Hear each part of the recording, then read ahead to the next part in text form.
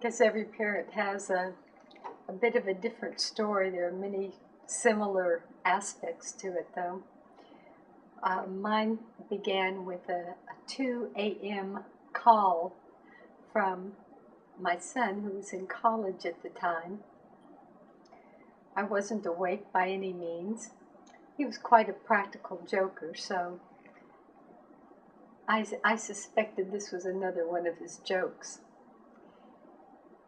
He asked me several questions that seemed to have no rhyme nor reason, followed by the statement, "Mom, I'm gay." Something told me not to say the typical, "Are you sure?" Because knowing my son, I know that he would not say something like that unless he was very sure. Then he proceeded to tell me that he knew I would have a lot of questions and I could call him anytime and we'd talk. I was speechless.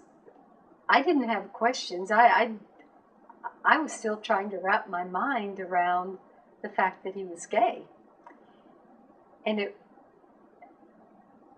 wasn't until days later that questions actually were able to surface enough to where I could actually ask him. He also gave me the name of the nearest PFLAG chapter,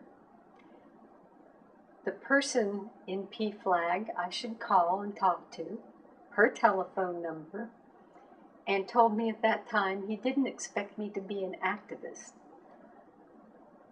I was still trying to wrap my mind around the fact that he was gay. We hung up, and I just started to bawl. And it wasn't that he was gay, it was I was afraid of what he would experience in life. I was afraid he would not be safe. I was afraid his opportunities in whatever profession he chose would be limited. I realized I just didn't know very much about what it was to be gay.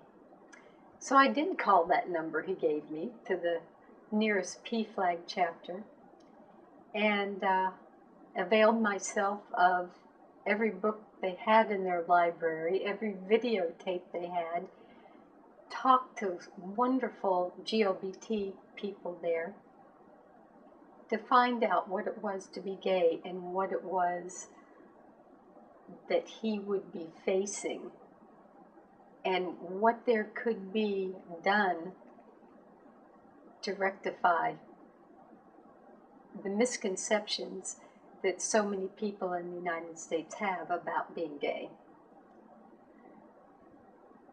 The more I read, the angrier I got, because there was so much misinformation and there was so much that could be done, so much that wasn't being done, that lives of wonderful resources in our young people were being affected. I think my son knew that this would be the effect it would have on me, because that's when advocacy became very important to me. From that time, we had many conversations, and in fact, we would work together. I would tell him, "Jeff, I've been invited to speak at the high school. What is it that they should know? What should the students know?" And we would collaborate in that way. Even though he was long distance and wouldn't be able to work or come to speak himself, he told me what it was like in high school. And I think we made a difference in that way.